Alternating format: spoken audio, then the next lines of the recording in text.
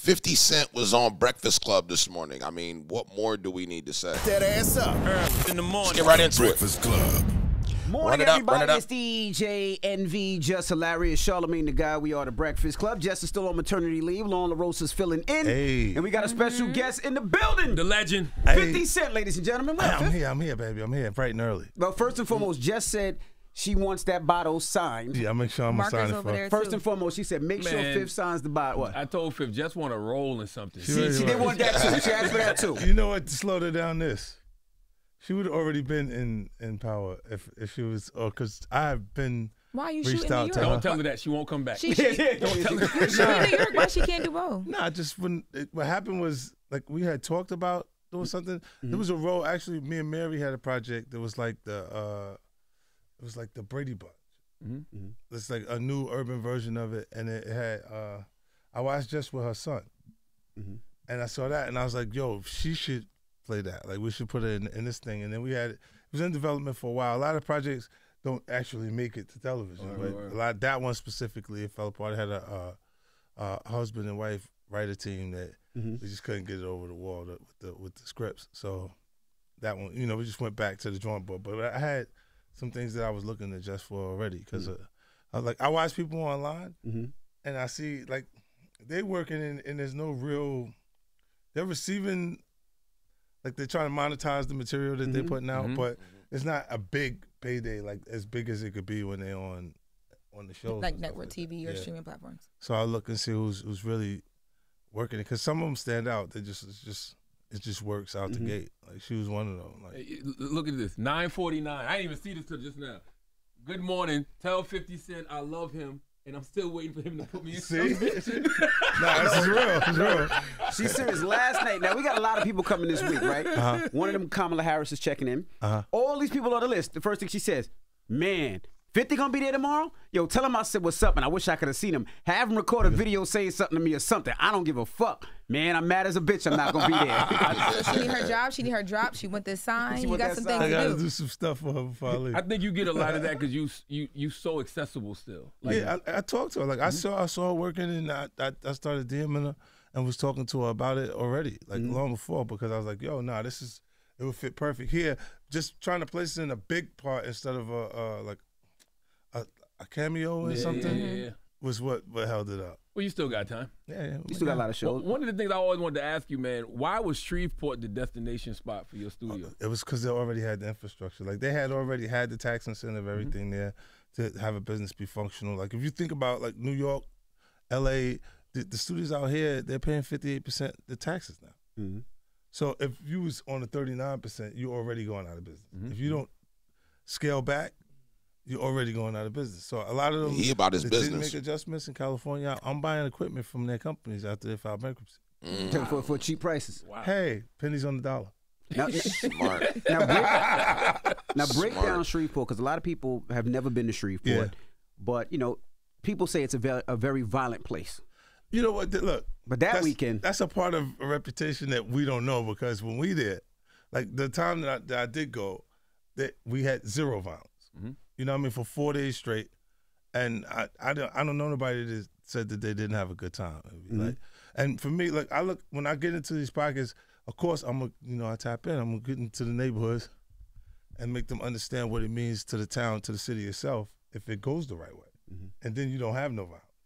Now, a lot of times, if people go... See, that's one thing I got to respect about 50 is he definitely provides a lot of opportunities. You know what I mean? Like, when he puts together these different events, he's putting together a business plan that's actually going to work.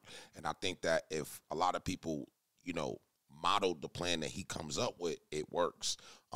Forget all the judgment and what you think about a person. Think about the business. And if you talk about his business, he's on top of it. Yeah, and they don't know where you from or what you're doing or how. In every neighborhood, it's a little bit of... It's an element there, something going on there. And then for it to be nothing, they almost looked at it like I had to go to Louisiana to meet with the governor, Jeff, to talk about the taxes, because they was talking about changing it and kind of carve out what I would need to be comfortable staying in that place. Because there's, look, at that point, Charlamagne, I didn't have time. We had 90 days, bro. Like, even look at the car show scenario. Like, it was like, let's do it. we hit a roadblock. I go, no, let's just do it anyway. Like, let's just do it. You know what I mean? Because I wanted to make sure we had something for everybody. How much did you spend that weekend? Because about $5 million. Out of your own money. Yeah. Because there was you didn't have no huge sponsorships and nothing like that, all out your pocket. You built a club. People don't understand what you did, and it's hard to describe it. Like, you built your own club.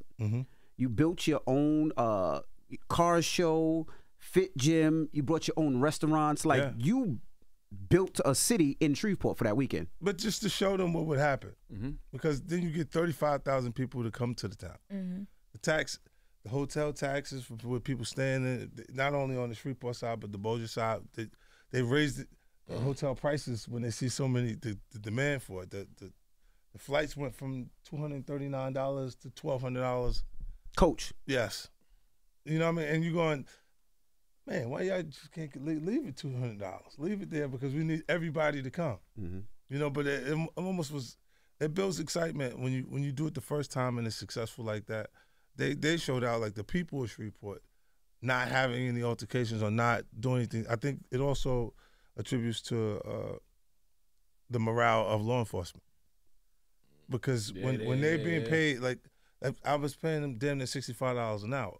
So I had to spend additional about $600,000, but they were in a good space. So they're not looking to arrest you. They're looking to keep everything cool. And I think that temper for law enforcement, when they come out there like that, everybody chills out because it's like they're not even tripping while we tripping, or you don't want to prove nothing when everything's going smooth. So everybody got taken care of except for Hurricane Chris. I was literally about to say all of that, and Hurricane Chris still has something to say. I know you posted the clip of him. Like, they need to try and sell a record, man.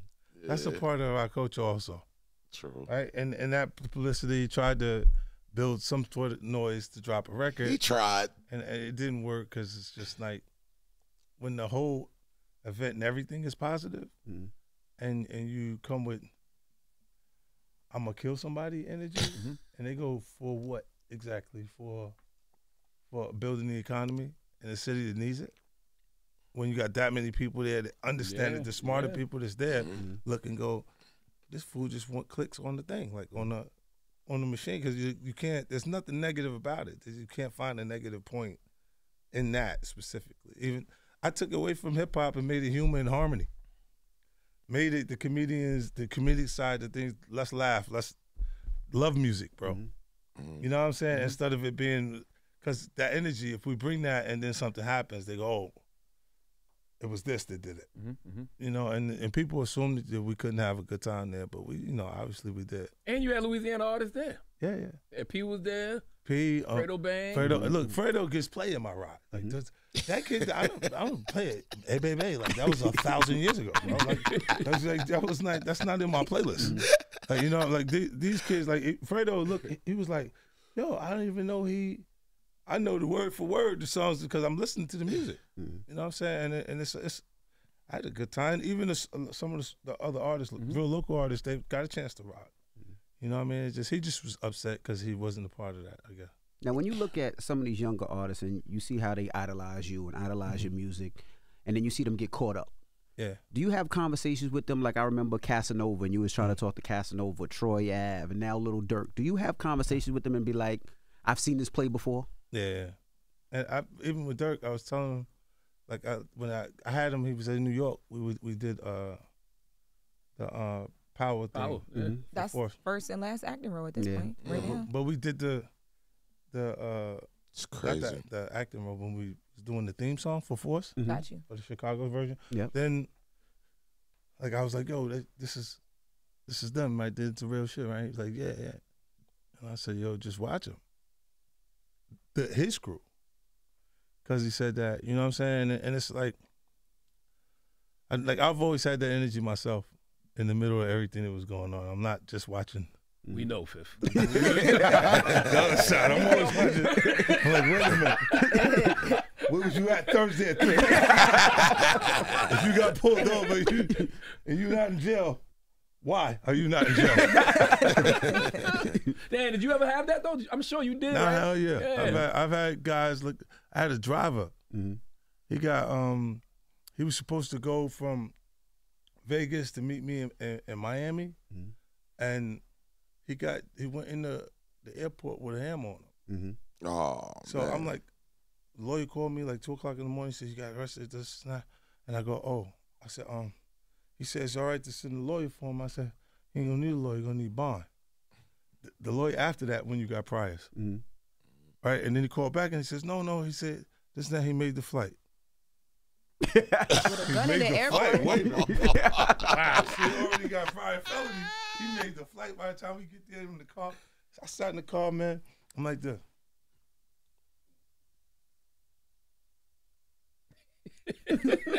I ain't said a motherfucking thing. All the way to the hotel.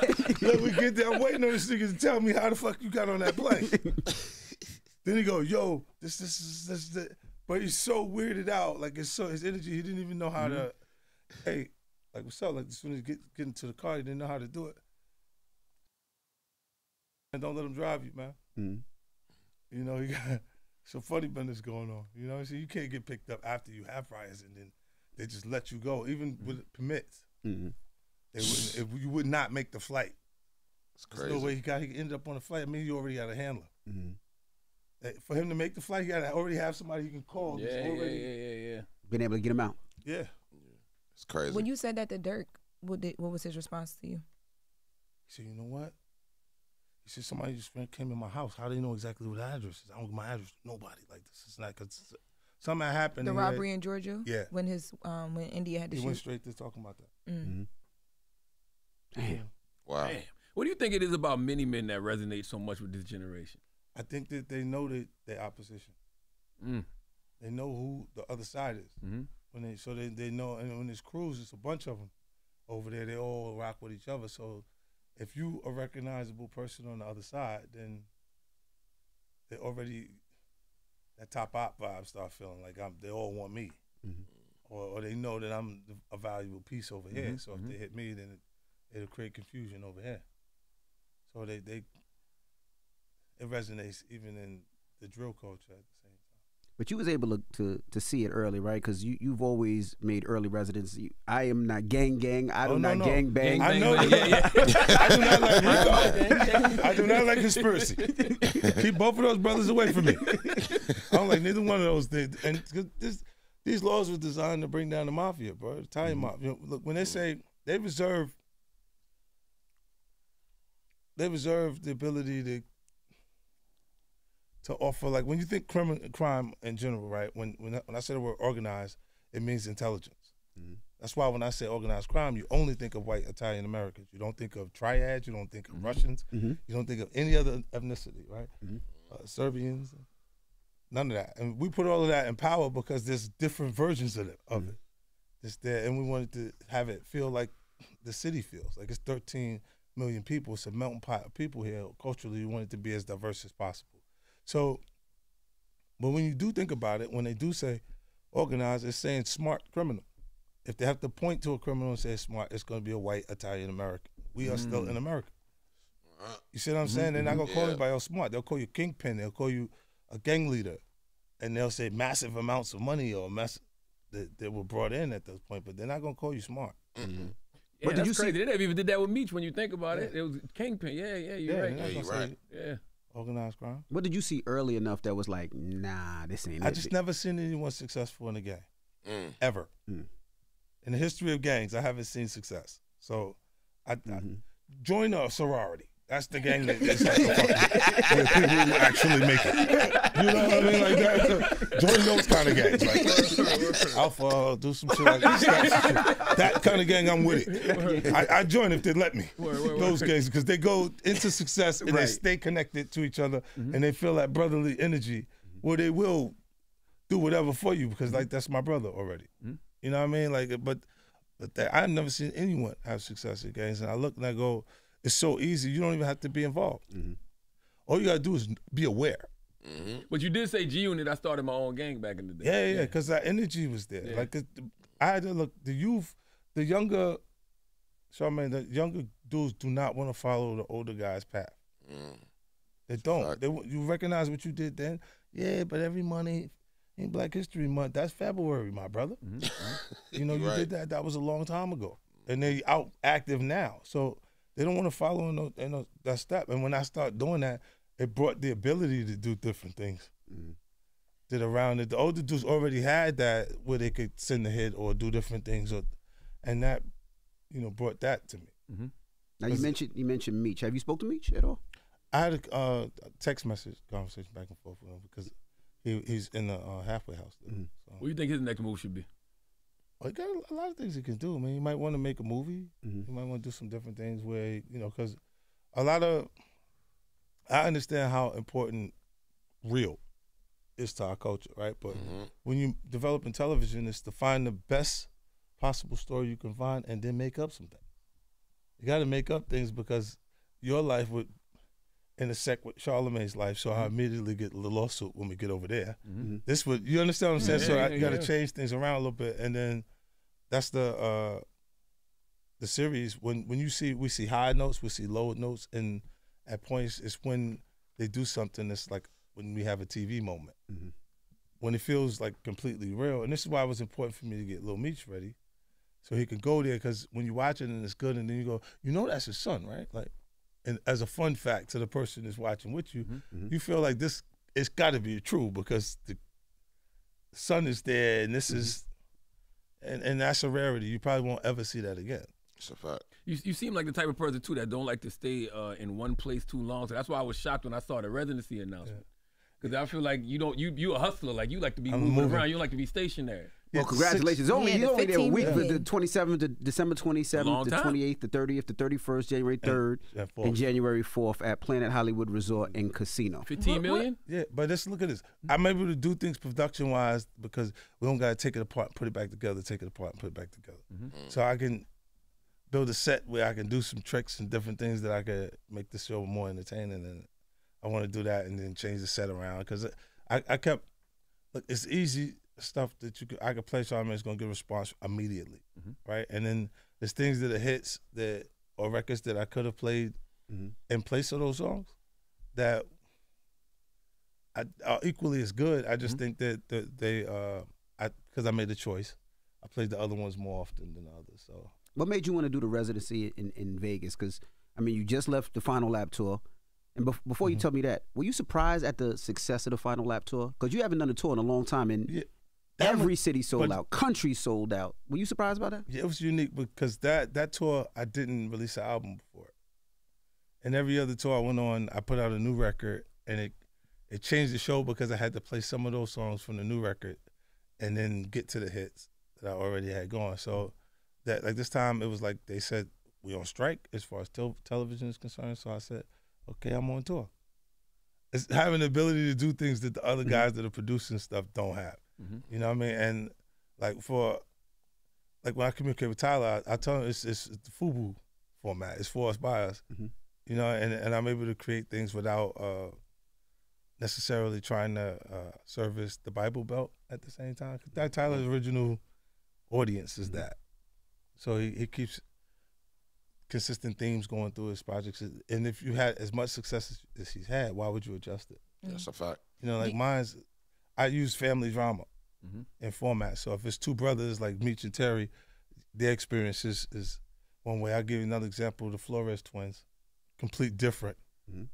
But the Mexican-American version of Narcos, the English-speaking version of Narcos, because they had get a chance to offer them that. Do you feel like in Vegas, it's certain songs you can't do that you would do anywhere else because like the Vegas crowd is so like mainstream and people just coming through and all these different people, like you got to reserve a certain list because you got some stuff for the streets too that everybody loves, but Vegas is Vegas. Yeah, I think there's some stuff that I can do anything I want because of the what's the name. Look, I give myself an overall format for a show, and the theme is the dream, a dream. So the sequences don't necessarily have to all make sense, but they have to tie together to make an experience. You know, and that's the way I kind of built the show out before I got everybody else involved, my creative around it. You know, but I want to take it up a notch. You'll see the the set, everything is kind of, it's gonna be crazy. You coming back down upside down again, or you done with that? Oh no, I'm not. The upside down shit is over. I don't even know why I did that the first time. Look, I didn't realize we were gonna have to rehearse for 7 days, right? Because I'm like, no, listen, look, 7 days. I'm like, what the? I'm like, wait, I know the words. Yes. Okay. I know the words. It's not a new song. Why am I rehearsing? Why are we rehearsing 7 days straight? And it's really about getting everything onto the field and everything off the field fast enough, and have everybody prepared to, oh, let's go, and then getting them into that. But it's an experience, man. I think when he was talking about whether Kendrick should be, he's the guy right now. He should be doing it. But I don't know if they know Drake turned it down a bunch of times. Did he really though? How many times? Like 3 times already. You got to pay for the Super Bowl. You got to pay for the production. Yeah, everything. When was the last time he turned it Why down? would he need it in the position he's in? I saw Steve Stout say that, but then that defeats the whole Jay-Z's a hater narrative. Then Yeah. I mean, well, you got to get that. Give him that because that's his route. When you're in that position, you're going to have to feel like hate, buddy. Listen, look, you want to be that guy? You want to be the director of who picks who? You get that hate, buddy. Okay? This is something they do not. Look. Because they said, because Yayo said that Jay hated on you too. Like, he didn't want you as part of it. Is that true, though? Yeah. But it's not a big deal. You know what it is? What was the reasoning, though? Like, what would he tell Dre? I think that's competing, though, being competitive, and the music is getting past music itself. With that, because I'm like, what are you trying to do? You know, like when you're not frequently making the music as frequently, when's the last Jay-Z album? Right, and when I'm not putting out music as often, but the business parts haven't changed, our positions haven't changed in culture.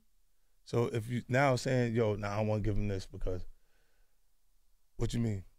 If you look at the order, the person that you would say didn't belong there, but you would probably, like when Game was upset, right? He was upset because he was supposed to be there in his head, right? But who would you be upset is there in place of you? Who came after you that was there? He never mentioned that he had an issue with Kendrick. Yeah. Right? And then later you see him in support of the Drake stuff. Now look, I'm going to be honest. I respect 50. I draw on every word that he got to say. I draw on a lot of his business sense and how he handled himself in the music industry. I think he is somebody that, like, if a lot of people look at how he's maneuvered, it's the way to maneuver. I want to know y'all views on this. I am going to be releasing part 2 if you want it. You guys want part 2, write part 2 in the comments. I'll do part 2. We drop it real quick. All right? Make sure y'all subscribe. I'm at 56,000. I need to get to 100,000 by the end of the year. Hit the top bell. I'll see you on the next one.